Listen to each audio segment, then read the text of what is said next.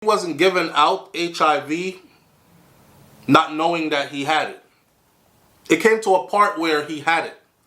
He came to a part where he went and got tested and his results came back positive. And he admitted that he had it. But he just kept giving it to black girls. Alright, listen, welcome back to SoFlo TV again, everybody. It is your host with the most. Man, I spoke about this particular video, this topic. We had a discussion on our live morning show. And I made reference to this individual who we are going to speak about in this video because his case is now before the courts. And he is about to be sentenced. A lot of people didn't believe me when I said on Morning Thoughts, I made a comment that said something like this. I said a lot of these black women, they secretly lust after white men. And how do I know? I know because there is one particular guy who actually infected hundreds of black women with HIV. Not only that, he was able to get to hundreds of black women and black female minors as well as adults. The story is crazy. When he was being interviewed and he started talking about black women and how black women would act when he came around them, I was like, wow, so my thoughts are right. Now, being a black man, I've been around many sisters who are like, I don't know, I'm not racist. I don't have anything against white guys. I just don't find them attractive. I just think that black men are the most attractive. I mean, I'm a black woman. My dad's a black man. You know, my grandfather's a black man. My brothers are all black men. So it's naturally that I just find black men the most attractive thing on earth, right? I'm not attracted to white men. I've heard sisters say that. And I don't know if it's true or not. And I'm guessing that some might feel that way, but there are a lot of them who actually say it, but secretly lust after white men. Now, this is not a video about black and white. This is not a video about who you should be with. Let me be clear.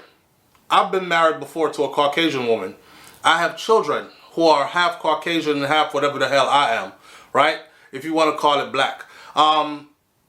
But I do this topic to not only bring about his story, but to bring about the awareness and to bring about the level of deception in this. So, let me just hit the story up real quick, get everybody on point so everybody know what's going on. So, Demon DJ, guilty of raping nearly 700 underage black girls and women.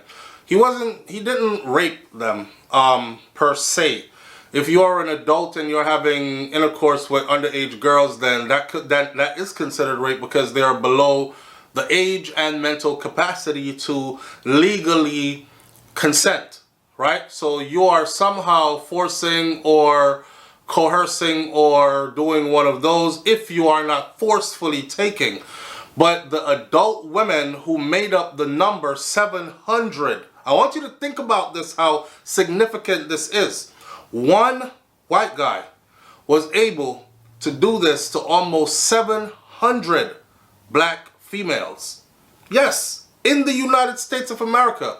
Yes, in modern day times. I ain't talking about back in 1964 and 1952 and 1931 or 1809 when, you know, they had the black people in the slave shacks and master used to tiptoe down there and grab him a bed wench for the night, especially if his wife was out of town visiting her family, and that bed wench would do whatever master said, bust it wide open and she didn't have a choice. Or that buck would do whatever he said because he had, you know, he was walking on the line and he was straddling the fence type stuff and had some weird fantasies.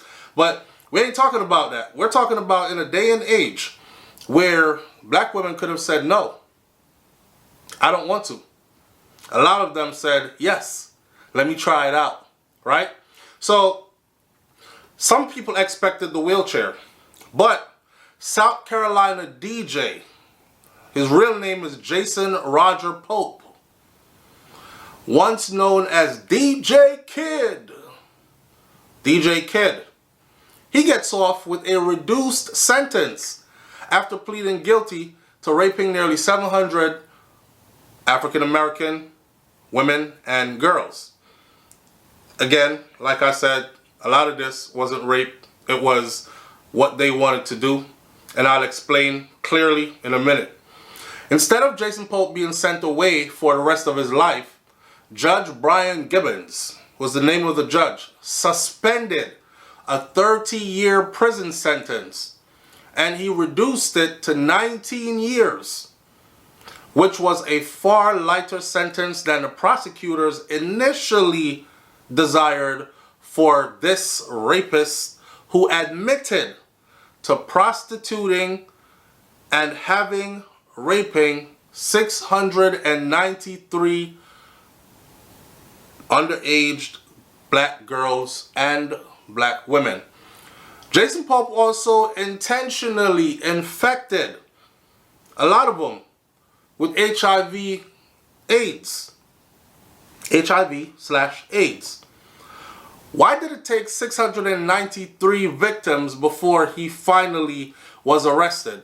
A lot of people are saying, yep, it took 690 something victims before he was finally arrested because people were making complaints. People did tell the police that there's a guy who was very famous around town in the music industry because he was rubbing elbows with R. Kelly and them. It's no shit, serious shit. So people were saying, yo, we're seeing a lot of underage activities around his apartment, around the area where he was living, and in his company. Some of these girls were recognized as girls who were runaway girls and girls who their parents were looking for them, missing girls, whatnot, right? And he was apparently heavy into trafficking these girls. He had a in for the industry. He had a doorway into the industry. So when these entertainers would say to him like, yo, I'm coming to Atlanta for the weekend, what you got going on? And I'm looking for a couple of freaks, you know what I'm saying? What you got? Because I heard you got all the baddies out there. He would then say, what you need, I got you. Tell me what you like. You like them light brown, you like them dark skinned, you like them really young, you like them a bit older, you like, because he had them all. He had them all. And he would actually do that. This is by his own admittance, right? This is when he was admitting to what he did, and he basically worded it like this. He said, man, listen, I wasn't pimping anybody. I wasn't doing anything illegal. Some of these girls who turned out to be underage, I checked IDs and they had IDs, legitimate looking IDs. So they had fake IDs made that made them seem like they were legit age. So I messed with them. Like he would say, there's nothing wrong with two consenting adults messing with each other as long as, it's consensual, right? Right. So to his defense, that was his storyline. And then he said, I had so many girls, I had an inlet to the industry. So people would be like, yo, DJ Kid, what you got going on? I heard you got all the girls. So I would hook famous people up who wanted girls for their parties and their after parties and their this, that, and the other. And the black girls, they loved me. He was like, black girls would go crazy over me. I don't know what it was about me. Black girls would go crazy over me. And you know what the funny part was? And I remember watching him in an interview when he was saying all this stuff, and I was like, damn. Because he got to this part, right? The part where he said, a lot of these black women, they were married. They were either married or they had their guy, their man at home, their partner. I don't know, they're out on girls' night out, or me and my cousin them going to a party tonight, or whatever the case may be, and this is how I would meet them. And when I was finished with my freak off with them, right, they would go home to their black men. He said that. So I was like, damn. You see, these are the things that formed my perception when I say, I think a lot of black women fantasize over white men. I think, right? And don't get me wrong, I've heard sisters say the same thing about white women. You know, I've heard sisters walk around saying, oh, they fetishize you. They fetishize you. They don't really love you. They don't really want you. They're just trying to see if what the myth they heard is real, etc., etc. Well, neither here nor there, because I know of many black guys, and I say many because I was in the military for a while, and I know of a lot of military guys. We traveled a lot. We met people from all walks of life and different backgrounds, and a lot of them hit it off with people who are outside of their race, and a lot of them are married today, and they have a steady family, with a stable family, with beautiful children, etc., etc. So again, my video is not about black and white or about who you should be with or shouldn't be with. Let's get that straight. My video is the secret fantasy that black women have, and is it true? That's what my video is about. So please don't turn this into a black versus white issue, because this is not what it is, okay? I don't know any story today of any black man today who infected, who ran through over 700 white women, gave a lot of them diseases, and lived to talk about it like, man, they love me so much, man, they would beg. They would beg. You know, I remember DJ Kid telling his story, and DJ Kid one time said, he said, the same guy here I'm talking about, he said, man, I used to have them doing things that they swore they never done before. Like, I would have girl on girl, yeah, and I'll tell black girls, and I'll tell them, you kiss you. You didn't. They'll be like, oh, I never done that before, but I don't know. You make me feel some type of way. I'm going to try it. You know, this is my first time. And before you know it, he'll have them doing all types of stuff. And I said, look at this. Look at this. That be the same woman who goes home to her husband or goes home to her boyfriend, and she doesn't want to be judged. So she hides her fantasies from him. But going out to the club, I don't know, they pop pills, ecstasy, maybe even cocaine, because he was known for being in that type of stuff as well.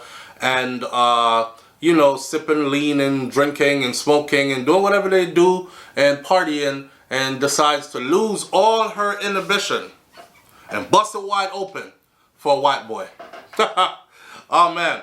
So one person said he gave multiple black women and girls in the Carolinas and other states, and to people who were visiting from out of town, HIV. And this is a fact. This is a fact. And the crazy thing about it was, he wasn't giving out HIV not knowing that he had it. It came to a part where he had it. He came to a part where he went and got tested, and his results came back positive. And he admitted that he had it. But he just kept giving it to black girls. You know, this begs to ask a question though, because a lot of people are saying, well, you know, even at the community department level, they knew he was HIV positive. And here he is in these sex parties and doing whatever else he was doing, making his way around town, right? Running through them, knocking them down, right? And not telling them his status. That's criminal. That's criminal. But he did it. And he admitted to doing it.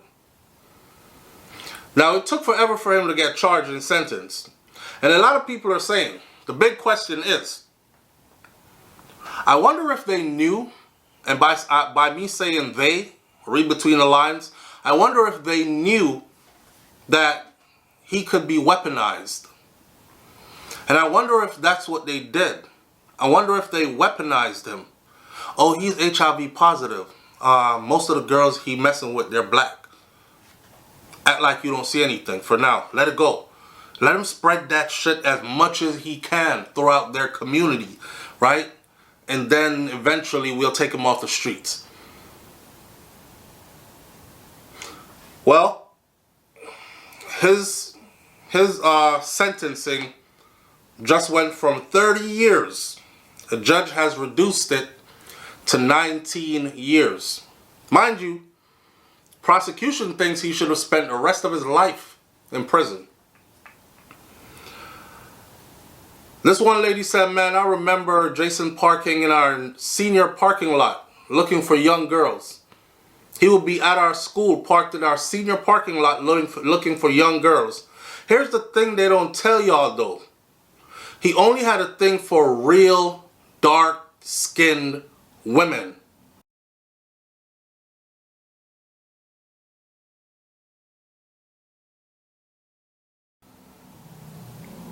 That's all he recruited. Really dark-skinned black women. He didn't recruit the biracial looking ones, the red bone with the curly hair who look like her daddy might be white, her mama might be black, or vice versa. He didn't go for those. He went for the really dark-skinned looking black women.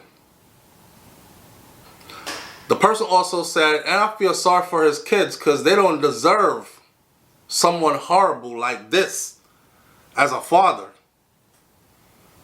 Damn. Somebody said, what school was that? And the person said, South Florence. And you can ask anybody. He used to frequent the parking lot. And they knew he was doing it. And nobody stopped him.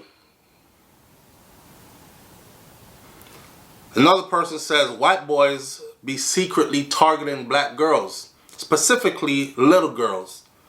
They do this because they are insecure of what grown black women think about their wee-wees.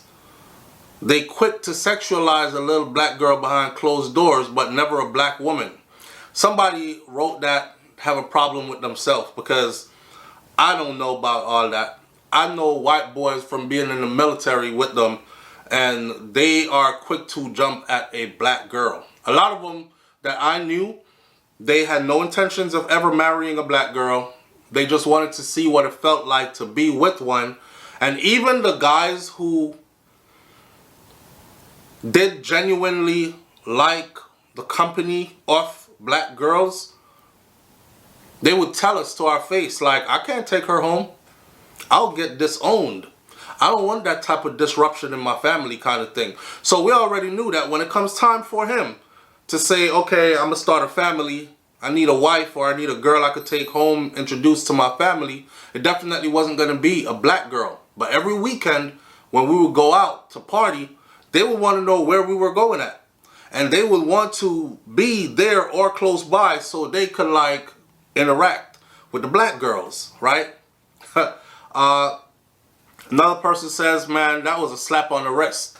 19 years instead of 30 years. 30 years itself was a slap on the wrist for what he did. 19 years, it's reduced from 30 to 19. We call that white privilege. Here's the kicker. A lot of people are blaming those girls who were underage throughout this thing. Forget about the grown black women who had their husbands at home and who lied and who went out and did what they did with this guy. Some of them probably got HIV positive and went home and gave it to a hardworking black man who was trying to keep his family together and love his wife the best way he could, right? Right. And then she'll probably turn around and look at him and say, you the one that's cheating. You the one that gave it to me. But let's not talk about them. Let's talk about the underage black girls. The underage black girls that were involved in this. It's funny to see on social media how such people blame the young girls, blame their backgrounds, blame their fathers for being missing or their household for being disrupted, kind of thing. Where were the fathers for these hundreds of young black girls? What were their parents doing? It's insane to think that he got away with this 700 times. Another person said, I guess they're not telling y'all that he only had a thing for dark-skinned black girls. We know that now, right? Well, this is what they get. They want some milk in their coffee. This is what they get, said somebody else. I just go over this story to bolster my argument. Now, what I want you to do is I want you to hit the comment section of this video, and I want you to tell me in the comment section of this video if I'm correct. Are you a black woman who secretly fantasizes about white guys? Are you a black woman who have been with white guys? Are you a black woman that's with white guys now, or a white man now, and you find white guys attractive just as much as you find black guys attractive, even though you are black? You don't find black men more attractive, type of thing. Leave your comments in the comment section below. This should be an interesting conversation. Really. Here's my thing, right? If you like something, just say that's what you like. It's like this. It's like a guy would tell his girl, I can't stand girls who dress like hoes, loose. Her titties all hanging out, her skirt so short, she looked like if she sneezed, something would fall out the bottom of her private parts. That's just nasty. But then he's walking down the street with his woman, right? And he sees one of what he swears to his woman that he hates. And he goes like this. Mind you, his woman is right here. But he can't resist. You know, you're lying about it. Or it's like the people who say, the women who say, I don't like guys with muscles. It just looks nasty, like all that muscle stuff. I like my guys regular. She says that, right, because she is with a guy that's regular, has a regular or less than regular body, right? I don't like all the muscle chiseled up guys. But when he's not around, that's all she looks at. She'll be on social media all day like this, looking at all the guys that work out, looking at their bodies, their chests, their abs, their this. She'll binge on it. But when she's around him, that's her conversation. That type of stuff. It's like the guys who say, I love me a skinny girl. I don't like fat girls. But every fat girl that go by, or every thick girl that go by, damn, got his eye. So my thing is this, right? If you like it, just say you like it. You don't have to lie to your partner and be like, ew, I don't like white guys. I don't even find them attractive. I would never, ever date a white guy. I could have if I wanted to. You say that. And then your guy turns around, and every time he turns around, there you are admiring them. Right? There you are admiring them every time he turns around. I'm just saying. I don't know. It's called keeping it real, I guess. At some point in life, man, you get too old to be hiding what you do, hiding what you're into, hiding what really tickles your fancy, hiding what you're attracted to. You just say what it is and let it hang out. That type of stuff. But let's not trivialize the magnitude of this situation, this particular situation with this DJ. He was actually charged with sex trafficking.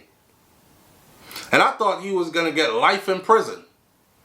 And he got 30 years, and then he got his 30 years reduced to 19 years. And I want y'all to keep this in your mind. These black women that were of age, he said it out his own face. He said, once you tell them, he was like, at first, I was surprised that black girls like me like that. You know what I'm saying? I mean, especially once I tell them I like them, oh, that's it. They coming in like crazy. I couldn't even handle all of them. I would leave a party to go to an after party, and I would have so many of them following me. And some of them were married or lived with their boyfriends. And you know, after I'm done doing what I'm doing with them, they'll go home to their man. A black man. Anyhow, man, like I said, I don't control the justice system, so I can't change his I can't change his sentence. It is what it is, right? I just think this makes for a great conversation. Anyways, leave your comments in the comment section below. Tell me what you think about this one. And for those of you who thought I was joking and I was just pulling stuff out of thin air, here it is. This is the updated version of this story. I'm on Twitter right now, and this was just posted on Twitter right now, that his April 26th of 2024, that his 30-year sentence has been reduced to 19 years. I'll catch y'all on the next video. It's SoFlo TV. Hit that subscribe button. You've been watching the content all along. Just go ahead and hit the subscribe down there. Yeah. And if you got a little money, hit the join button and join the channel. We go live in the morning time. It's pretty festive. Come join us. I'm out. Peace.